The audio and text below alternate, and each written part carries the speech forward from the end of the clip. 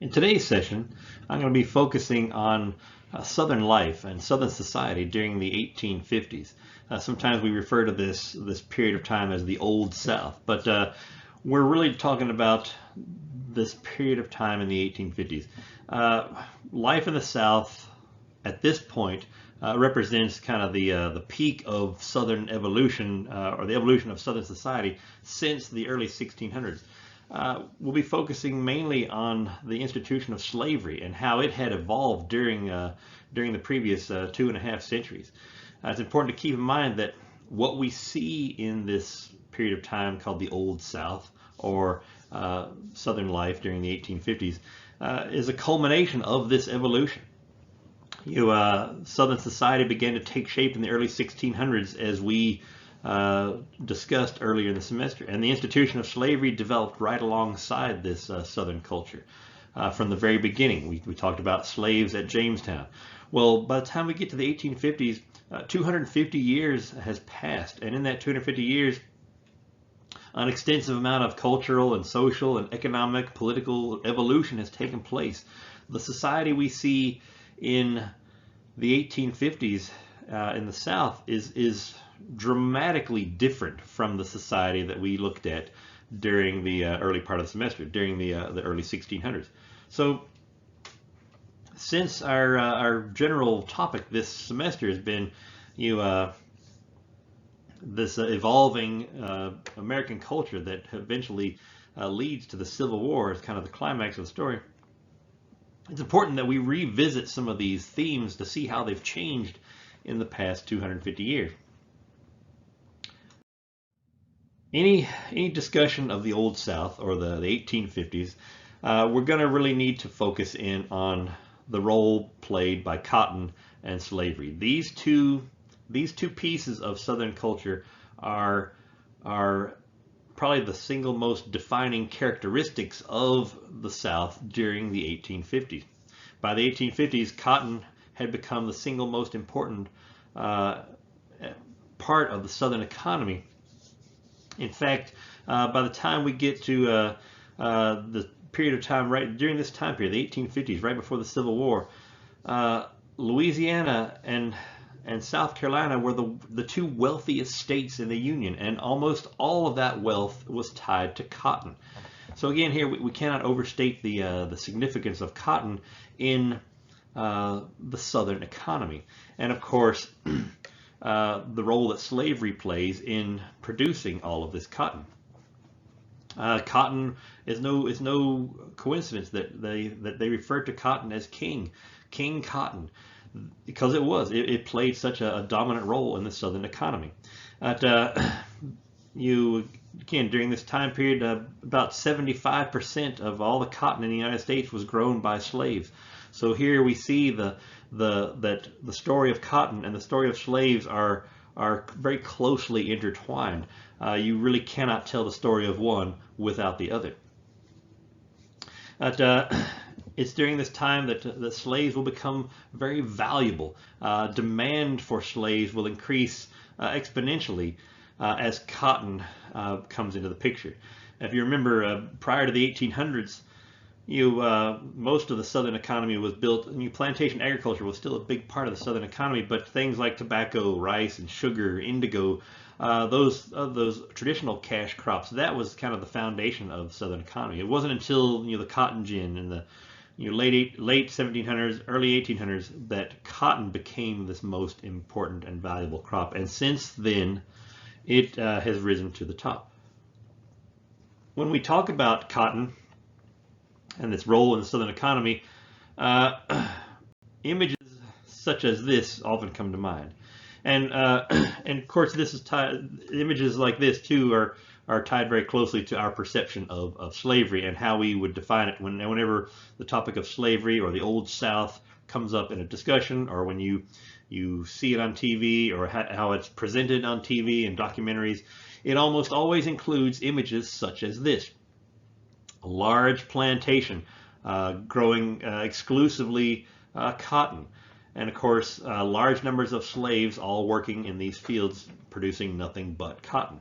And this artist's illustration here is a good representation of that image that has become so definitive of Southern life in the 1850s.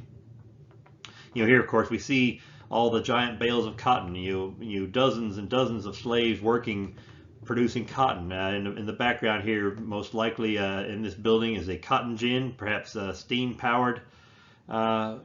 Separating out all those seeds from the cotton, and of course baling the cotton. And of course in the background here you can see a riverboat on perhaps what is the Mississippi River or another major southern river, transporting all this cotton to the various markets downriver.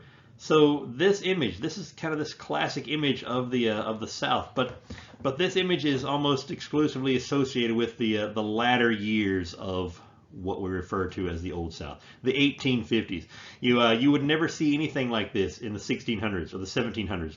Before cotton, images of these large-scale plantations worked by armies of slaves were just unheard of in those early years of colonial life and of course the early republic. Not until we get into the 1800s do we see this type of image really developing, and of course this depiction of the 1850s is pretty standard.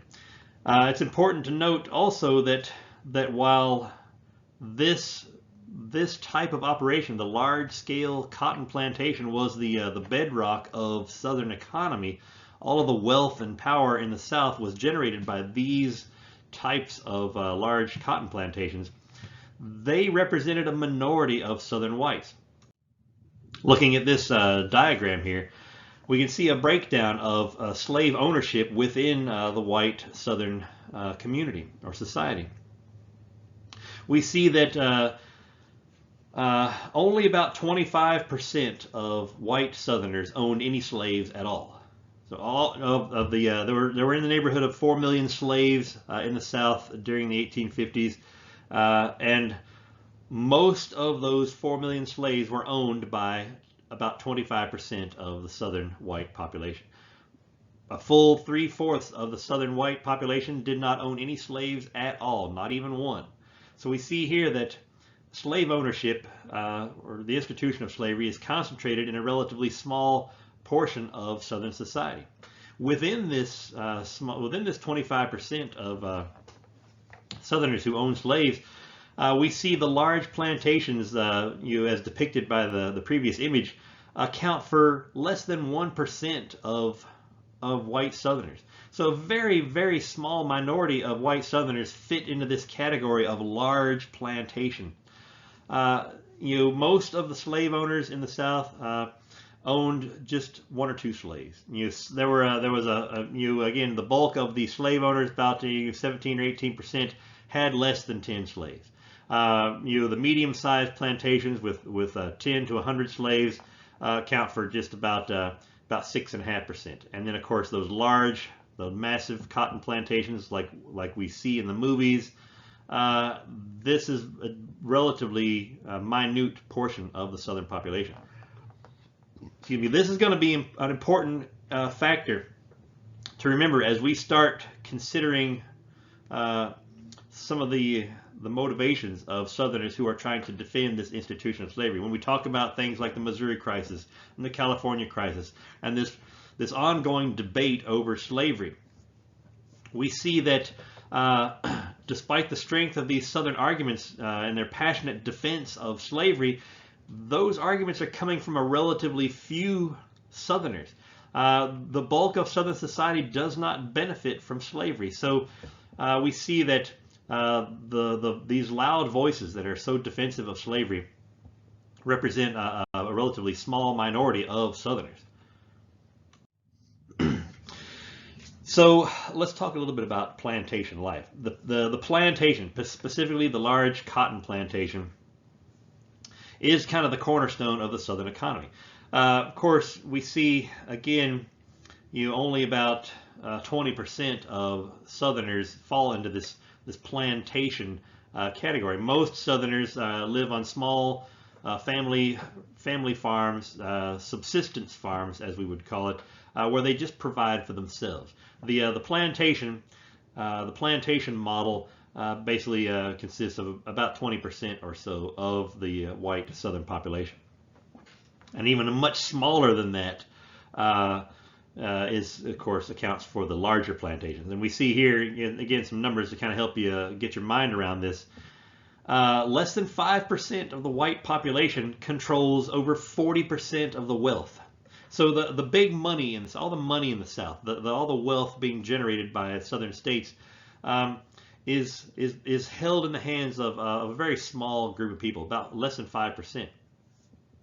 So this translates into power as well. What ends up happening is we know anybody who's lived on planet Earth for longer than a few minutes is fully aware of the intimate relationship between money and power. The two go hand in hand, and the same is true for life in the South in the 1850s.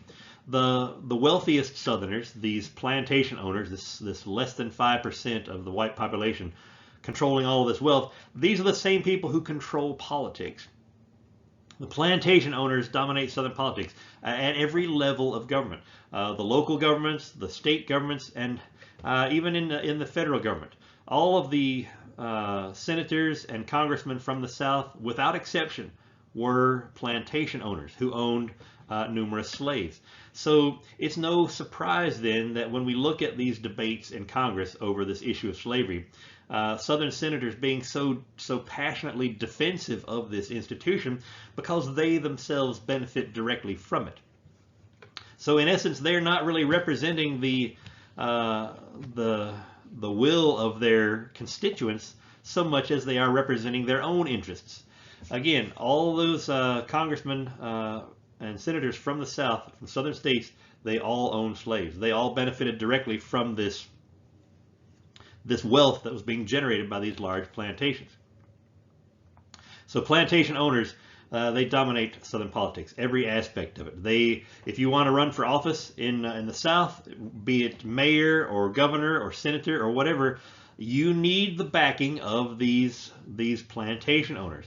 And it's just part of the way things work. Money is power, and since most of the money is concentrated in the hands of a very small group of people, most of the power is also concentrated in those same hands. And we see that these plantation owners, the plantation owners are at the top of a very elaborate social hierarchy in the South. And we'll take a quick look at that here in this chart. This kind of helps you better understand it. And for those of you who've taken world history, you'll be familiar with this type of diagram.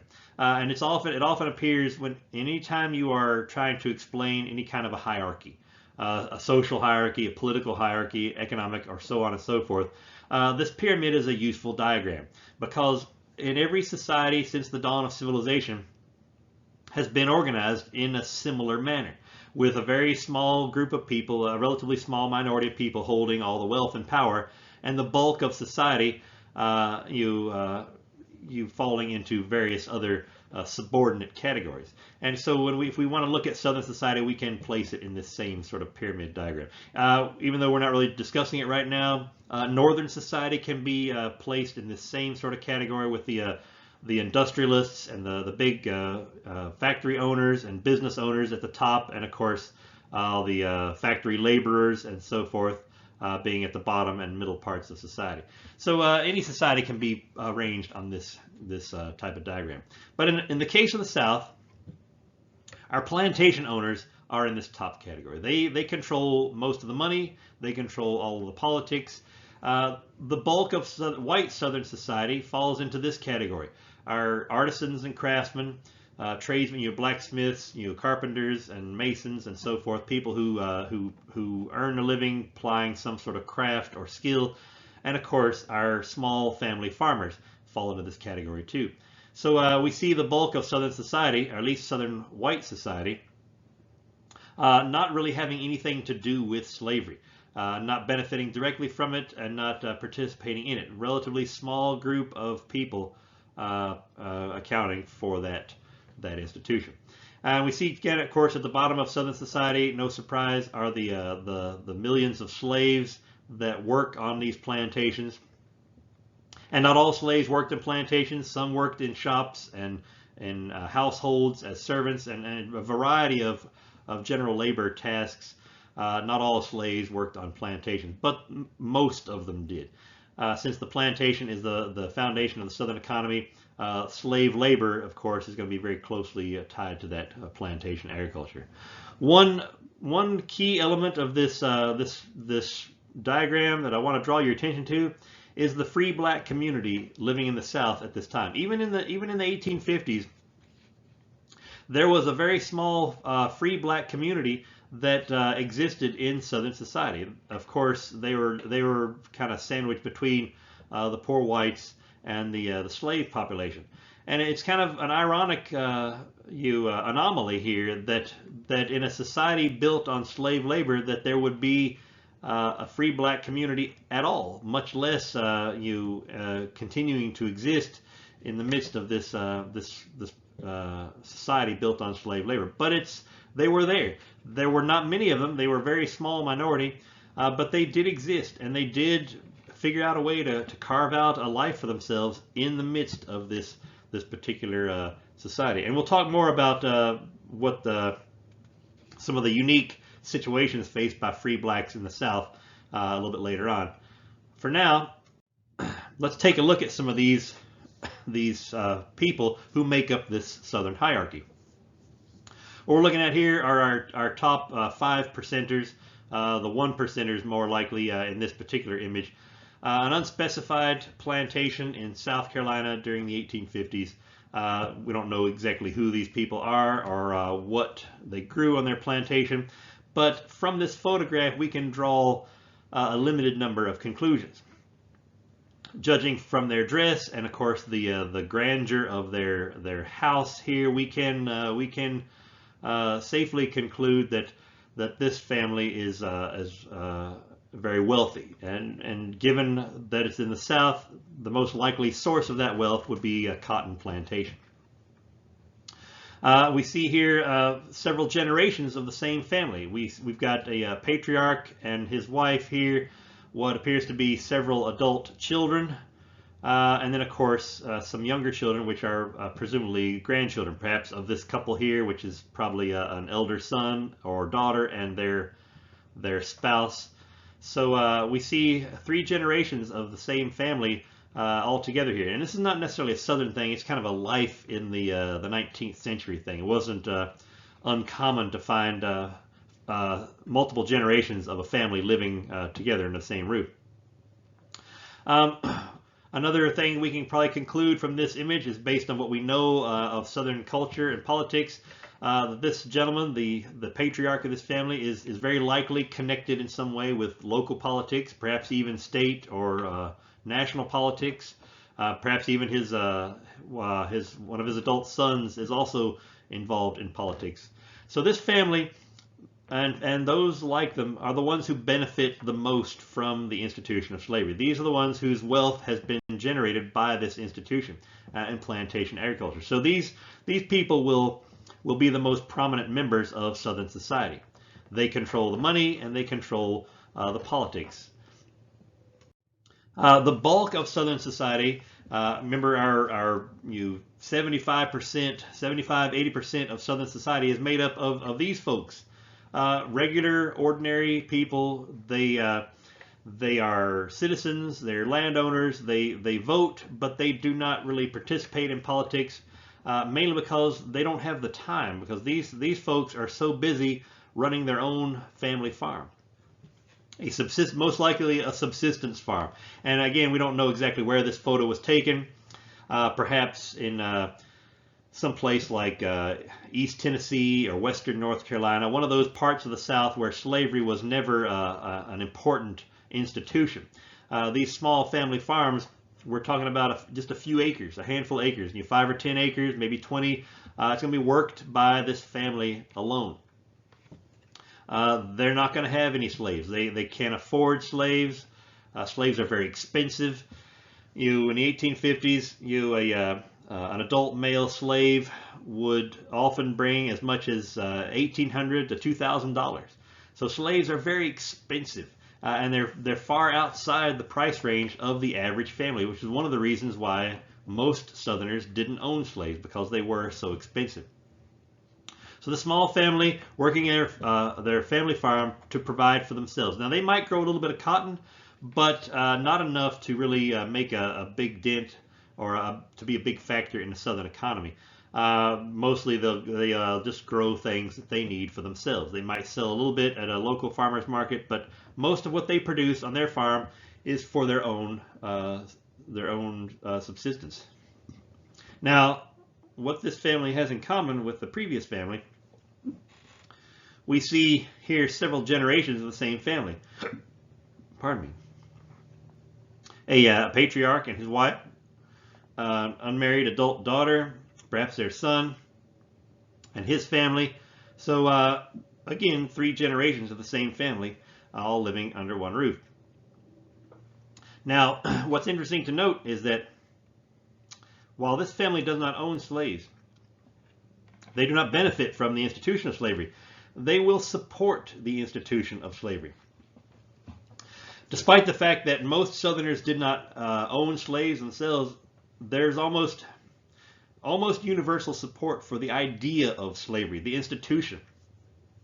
Even though this family doesn't own any slaves, they work their own land. They'll never be wealthy enough to own slaves. They support the institution because they believe that it's an important part of Southern life.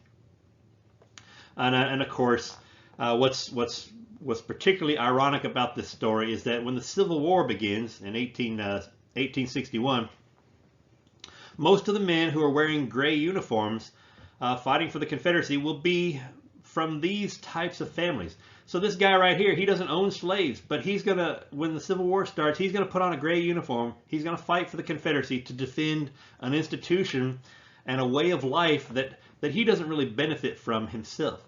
And this is one of the important questions that comes up during a discussion of any discussion of the Civil War is why would these people do that? Why would this family be so supportive of an institution and a war to protect that institution when they themselves don't benefit from it at all?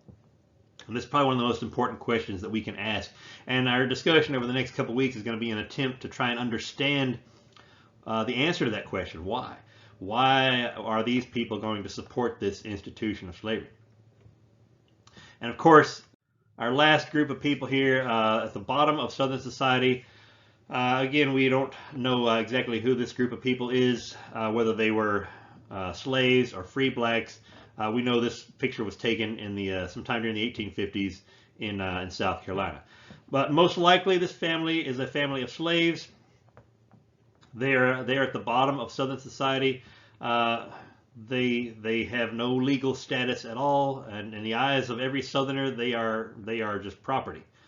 But we do see, despite their legal status and their lack of rights, we do see some very noticeable similarities between this family and the one we just looked at. Their humble living conditions. A very basic house here, plain clothing. You almost certainly this family is involved in some way in agriculture on a plantation.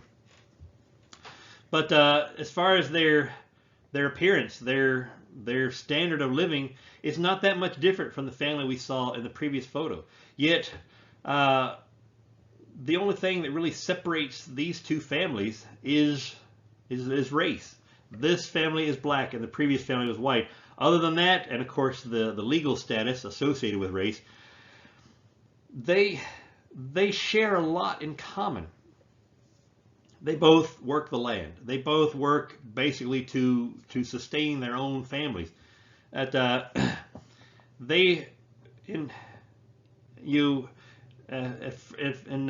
first assumption might be that these two families would look at each other as sharing a common experience. They have a lot in common. They live similar lives. They share similar circumstances. Again, aside from the legal differences here and their status. But for some reason, these two families will be segregated and separated and differentiated in every possible way.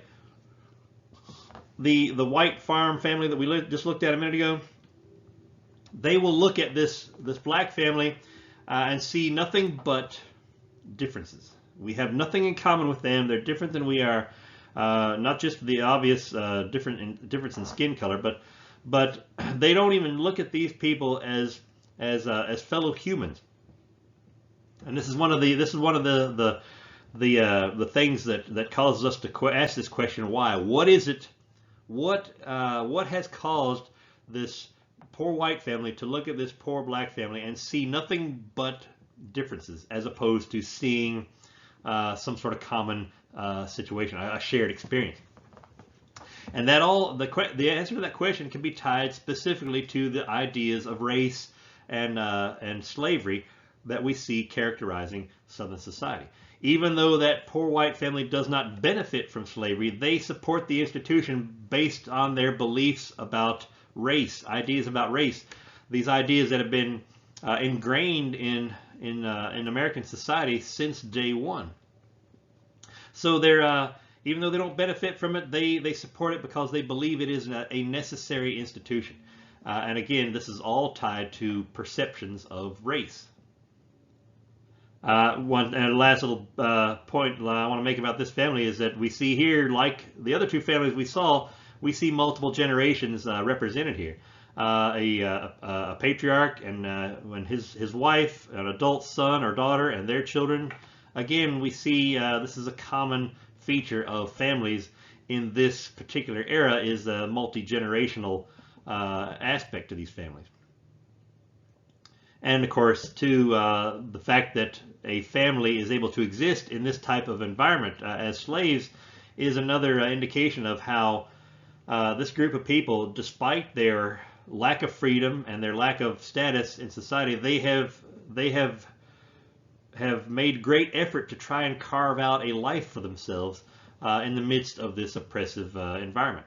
So they have still formed a family. They've sought each other out and built a family in as much as they could in this type of environment. All right. We talked about the role of cotton and slave labor, how they are completely meshed together. And of course, the role that cotton and slavery play in this southern socioeconomic hierarchy. But let's try and look at just the lives of the slaves and what that experience looks like. And this is going to be quite a bit different than we saw in the early years of colonial life in the 1600s, and of course, the early republic in the late 1700s. By the time we get to the 1850s, life for a slave in North America is dramatically different than it was 250 years earlier. You could very well think of this as they couldn't be more different than if they were from different planets. This is it's worlds apart, a world of difference here, and this represents again 250 years worth of social and cultural evolution has taken place. So the institution of slavery, when we talk about slavery, it's important that you specify what time period that you're talking about, because it is different. If you're talking about slavery in the early 1600s, it is completely different from slavery in the 1850s. And so the slave life that we're going to be talking about is what it looks like at this point in the 1850s. And I guess the most fundamental characteristic of a slave's life is that whatever it is, whatever the circumstances or conditions of or quality of life for a slave, it is totally dependent on the type of master. And this is just a characteristic of what they call chattel slavery. Chattel slavery essentially is defined as slavery wherein the master holds life and death authority over the slave. So every single aspect of that slave's life will be controlled by the master, to include life or death. And this is going to vary a lot. We talked about some things like the type of plantation that a slave is working on. If it's a tobacco plantation or a cotton plantation or rice or indigo or whatever, that will be a big factor in what type of life this slave has. Some crops are far more labor intensive than others. Whether they're working on a plantation or a smaller farm, or they might be working in a shop in town, a small workshop or a port, or in the city. They could be working as a servant or part of the staff in a household. Again, the type of work that slaves are doing varies widely.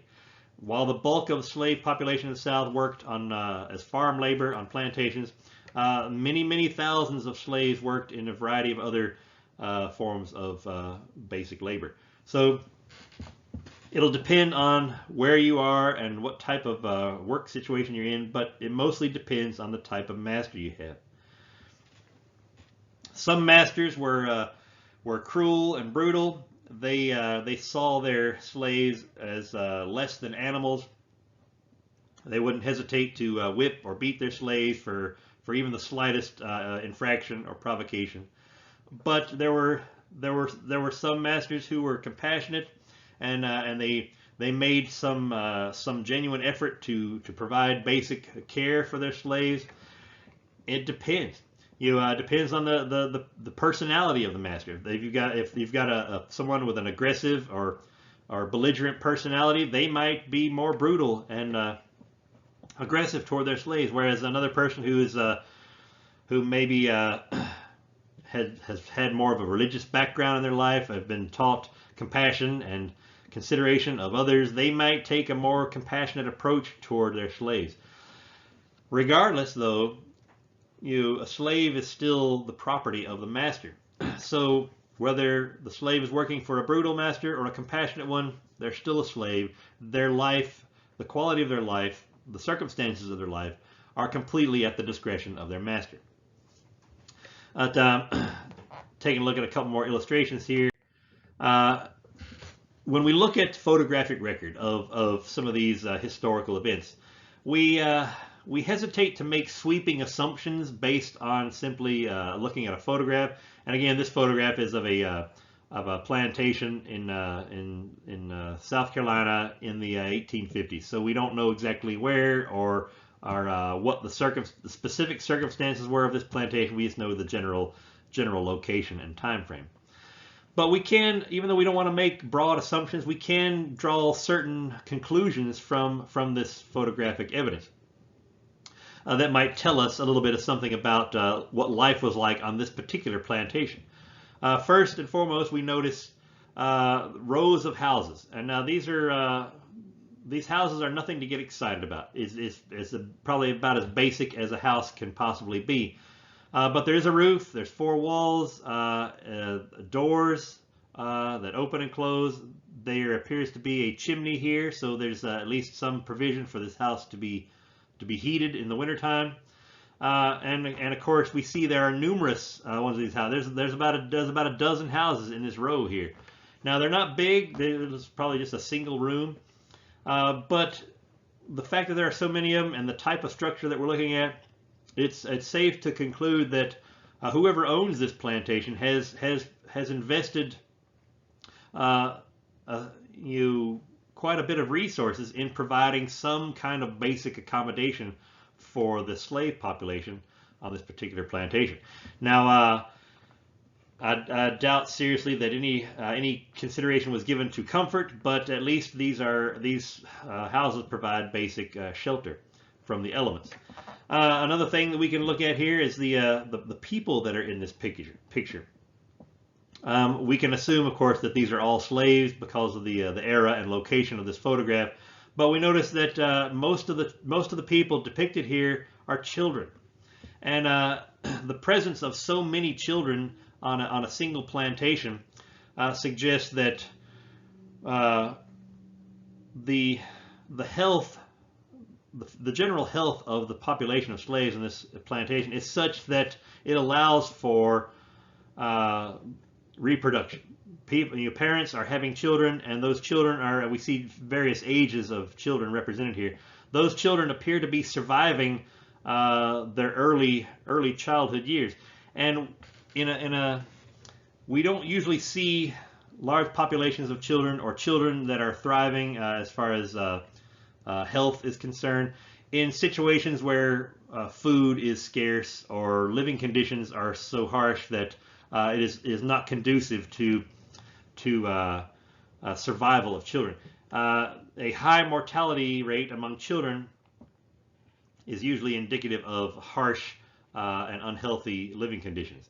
Now, we're not trying to suggest that life on this plantation is good by any stretch of the imagination, but is the basic necessities of life, food, shelter, water, basic health care, are such that it has allowed this population to grow and thrive in these conditions. So it again, we want to avoid making broad assumptions, but the evidence suggests here that whoever owns this plantation has put some effort into providing basic necessities. All the children here are wearing clothes, but none of them are wearing shoes. So again, this is another indication that while this plantation owner has provided some basic necessities, shoes were, for whatever reason, decided to be unimportant or unessential. So again, we can draw a certain number of conclusions by looking at a photograph. Looking at another photograph here, we see again an entire family of slaves working in a cotton field. While we can't draw a whole lot of conclusions from this photograph, it does highlight the importance of cotton as one of the primary economic activities of the South, and it also suggests too that not even children, even small children, no one was exempt from labor on a plantation. And this kind of highlights the importance of cotton. It was so valuable a crop that everybody worked in this cotton plantation. So the whole entire family is going to be out there, and this is just one of the aspects of life as a slave that is sometimes difficult to get your mind around. All slaves worked from the time that a child was able to walk and hold some kind of a tool. They were put to work. No one was exempt from work on plantations. And when you look at it from the plantation owner's perspective, as an economic activity, it's not cost effective to have significant numbers of slaves not doing any work. So they're not going to allow anyone to be exempt from work. All the slaves will work. Again, as evidenced by this photo where the entire family is at work in a cotton field. So again, just to kind of reiterate, as a slave, the circumstances and quality of your life are greatly dependent on several different factors. The type of work you're doing, the location you're doing that work in, and of course, mostly the type of master that you're working for. If that master is a compassionate person or a decent, kind person in general, then chances are good you'll be treated with at least some degree of compassion or kindness. If the master on that plantation is a brute or cruel or brutal, then chances are life on that plantation for the slaves is going to be a living hell. So it varied widely from plantation to plantation. There were no laws in the South that regulated minimum standard of care for slaves, or as far as what types of provisions you had to provide for slaves, limits on punishments. It was all at the discretion of the master. So this is an unregulated, in terms of quality or how slaves are treated, is totally unregulated. But despite the fact that there were a lot of regulations governing the institution of slavery, quality of life for slaves was not regulated by anything other than the disposition and whims of the master. We see that, by comparison, when we look at slavery in North America and slavery in other parts of the Atlantic world, specifically the Spanish Empire in Central and South America and the Caribbean, we see that slavery in the United States was far less brutal than it was in other parts of the world. We talked early in the semester about when the Atlantic slave trade was at its height in the 15 and 1600s. Life for slaves in that Spanish Empire was more or less a death sentence. Very brutal conditions, the working conditions, the climate and geography, and of course the those sugar plantations, very labor intensive, very brutal life for slaves in those areas as compared to slaves on plantations in North America. Of course, that was when there was more locations to compare.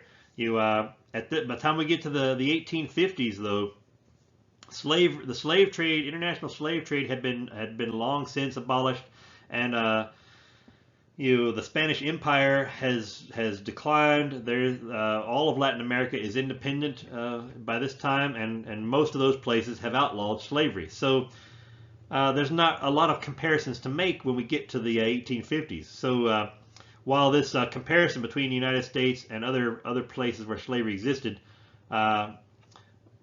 was more reflective of the early years of slavery. By 1850s, the United States is pretty much the only place in the Atlantic world still practicing slavery.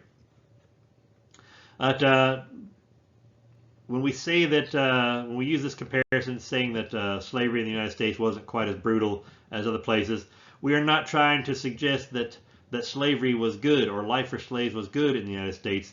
That's simply not true. As evidenced by this photograph, very often slaves were treated with unimaginable brutality on southern plantations. As evidenced by this photograph, this individual slave obviously has endured many beatings and whippings over the course of his life, as shown by the scars that he bears here.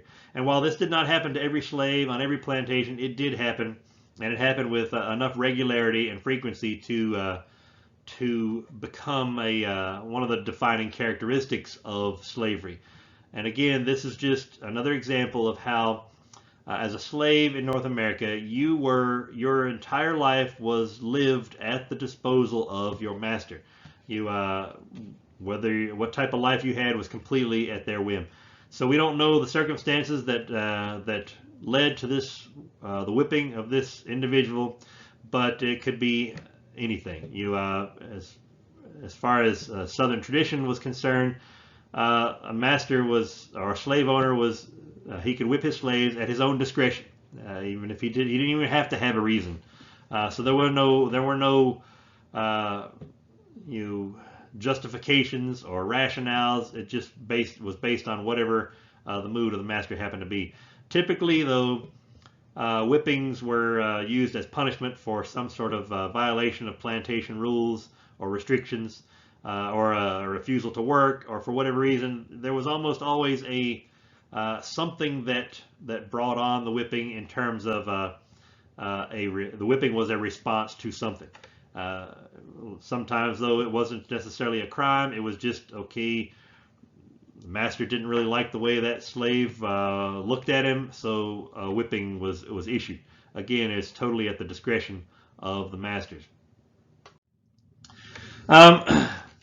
In an attempt to find some kind of a positive aspect of this story, and again, we're not trying to suggest that there's anything good about slavery. That is simply not true.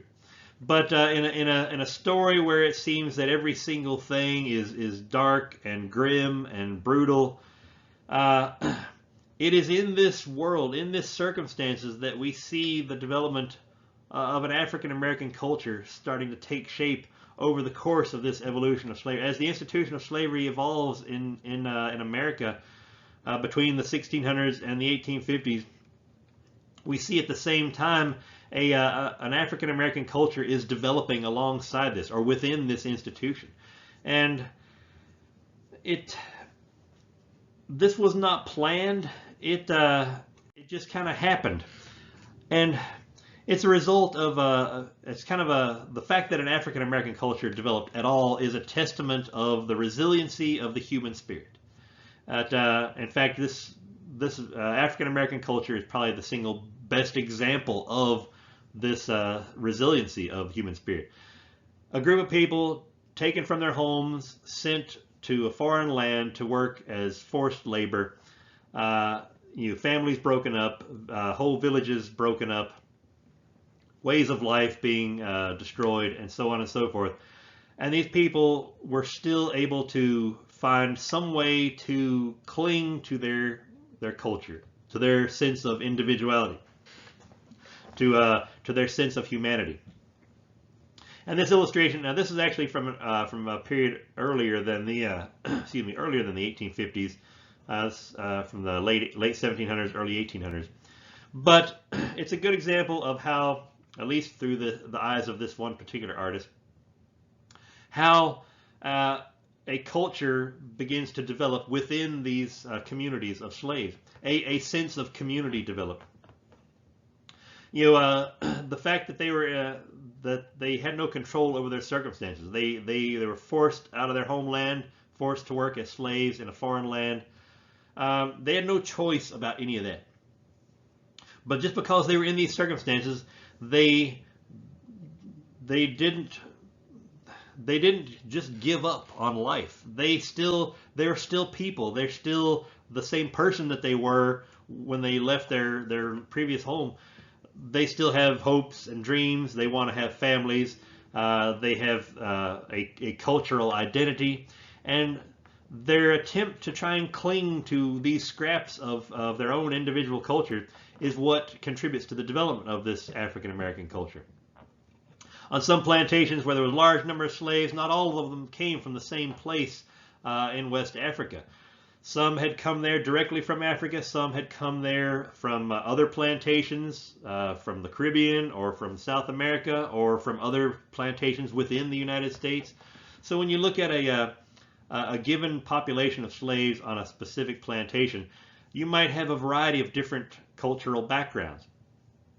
And the fact that even in the early days, when all the slaves had come directly from Africa, they weren't all from the same ethnic group.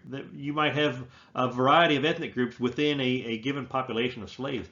So what ends up happening is a blending of these cultural characteristics. In the early years, we see it's a blending of various African traditions from different ethnic groups coming together in one single group. Some traditions were similar, some were different, but they started to blend as they all experienced the same situation. In the later years of our institution of slavery, in the 1850s, by the time we get to the 1850s, there are no slaves that have arrived directly from Africa. So that direct connection, that direct link to African traditions has been kind of severed at this point. With very few exceptions, almost all of the slaves in North America during the 1850s were born here in North America.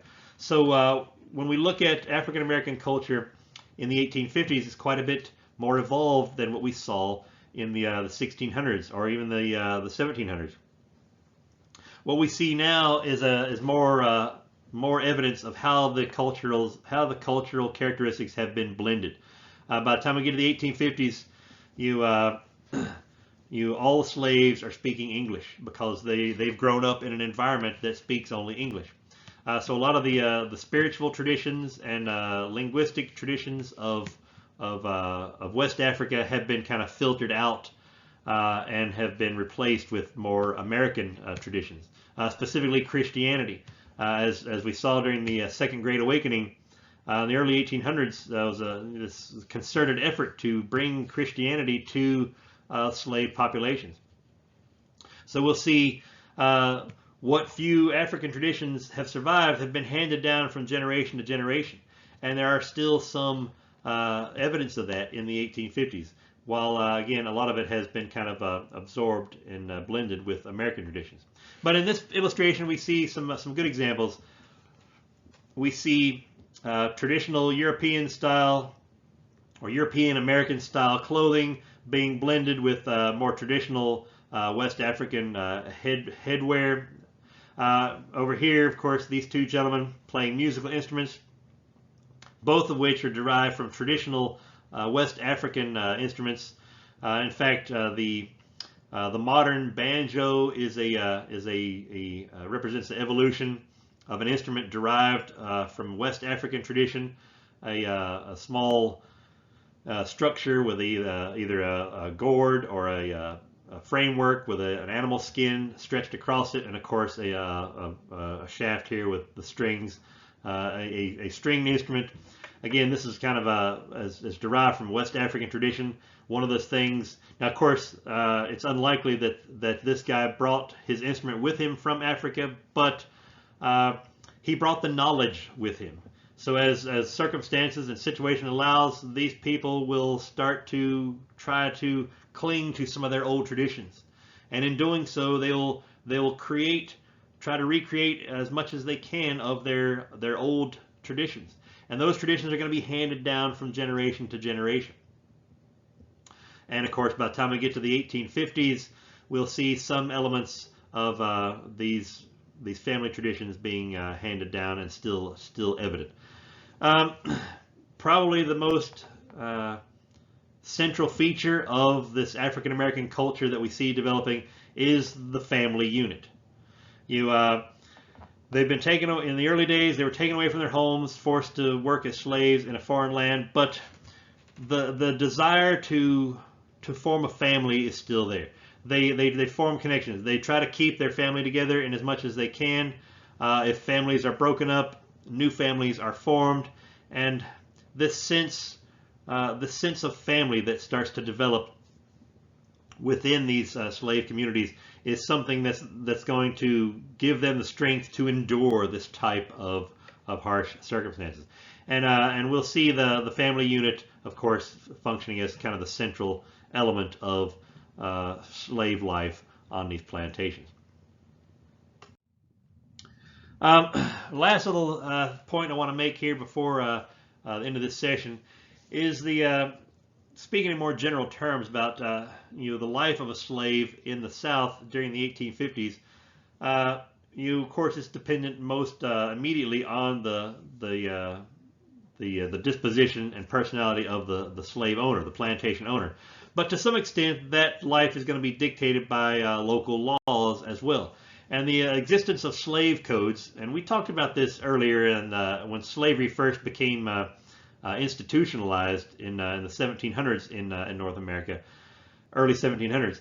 We saw the first slave codes emerging in South Carolina as a result of that Stono Rebellion. But slave codes have existed since then, and they've become more nuanced, more elaborate, more specific, and they're. By the time we get to the 1850s, every southern state has an extensive list of what they call slave codes, laws and regulations that govern the legal status of slaves, what they can and can't do. And we'll see a lot of variation from state to state. Of course, areas like places like South Carolina, Louisiana, where there's high concentrations of slave population, we'll see a lot more restrictive laws. Places like East Tennessee, Western North Carolina, Western Virginia, places where there's not a lot of slaves or few at all, we will see fewer regulations as well. And this is a result of the fact that most of these regulations, these slave codes, were tied to a fear that Southerners had of the potential for slave uprisings. Slave rebellions and slave uprisings were kind of a source of constant fear for Southerners. And this fear is what prompted all of these restrictions in the first place. So most every item on this list, you look at any southern, the laws in any southern state, the slave codes, almost all of them are oriented toward preventing large-scale uprisings or rebellions. So basically, the essence here is that these are laws intended to restrict the slaves' activities and to define their status. In case anyone wondered what the status of a slave was, they were at the bottom of society. And of course, we see a lot of racial aspects to this definition of status. They spell it out in very clear language that a slave is a black person is a slave, unless otherwise designated as a free person. So again we see an attempt here to define status in addition to restrict their actions and their activities. And all of this is kind of oriented toward ensuring the submission of the slave population and reducing the chance of rebellion. Some of the things we see, some examples of these slave codes. slaves cannot assemble together in large numbers. Even this is especially true on large plantations where there are large numbers of slaves. Specific rules saying no more than so many slaves can be gathered together in one spot at one time, and this is to help prevent them organizing themselves into a rebellion or a resistance group. If they can't talk to each other, then they can't plan, they can't organize. So this was kind of one of the big rules. Slaves are not allowed to assemble in large numbers. Slaves cannot be taught to read or write, and this is another important one right here. And every southern state had this same rule. If a person can't read or write, then it's harder for them to pass along information. The only way they can get or receive, send or receive information is by word of mouth, and of course that takes interaction among large groups, which of course was prohibited. But if slaves can read and write, then they can be informed and they can communicate, and of course they can organize themselves covertly. So again, literacy is something that is prohibited among the slave population, and some states even went so far as to have penalties for white people who were caught teaching slaves how to read and write. So if you were a school teacher or a plantation owner and you were caught teaching a slave how to read or write, you could be facing a criminal punishment as well. But slaves are not allowed to grow their own food, and again, this is all tied to control. If a slave is allowed to have his own vegetable garden to kind of augment his diet, he's going to be healthier. He's going to be maybe more motivated, and of course his morale will be a little bit higher, and of course that takes time away from his work on the plantation to tend his vegetable garden, and it's easier to control slaves if their food intake can be controlled as well. And so again, all of these rules are designed around controlling this population. Slaves aren't allowed to earn their own money.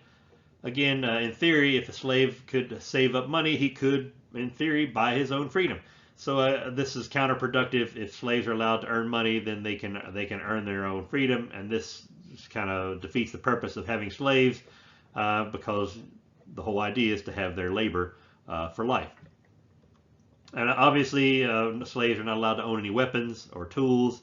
They're not allowed to leave the plantation without specific permission. And most plantations had some form of a pass, like a hall pass or a passport that a slave had to have with him and produce on command if stopped on the road.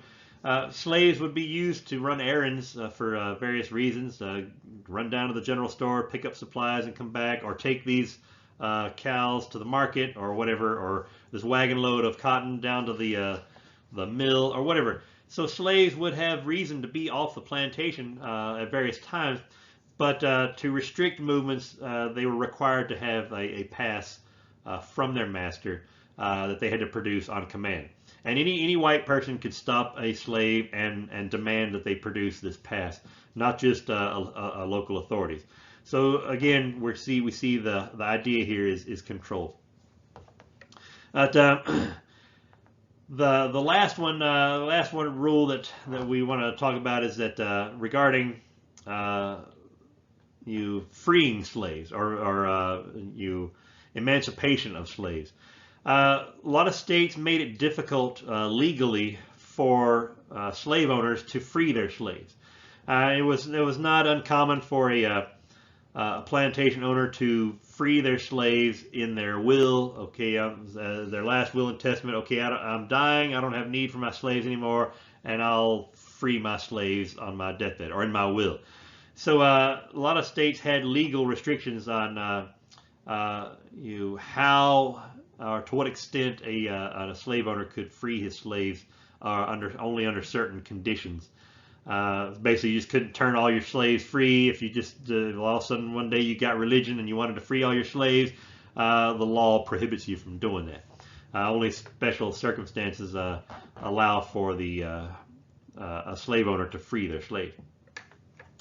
Finally, the last point I want to make here is that a lot of these slave codes, despite the fact that they were called slave codes, these laws and restrictions apply to free blacks living in the South. Remember, we talked about that earlier a few minutes ago, this free black community in the South. they were under the same restrictions as the slaves. Other than the fact that they were legally free, their lives were very much controlled as well, and for all the same reasons. Southerners felt that just the presence of a free black community posed a threat to the stability of the South. A presence of a free black community, especially in a state where there were a lot of slaves, it could serve as a motivation or inspiration for slaves to escape, to try and join up with this free black community. There was concern that the free black community might serve as an instrument of the abolitionist movement to orchestrate the freedom of other slaves.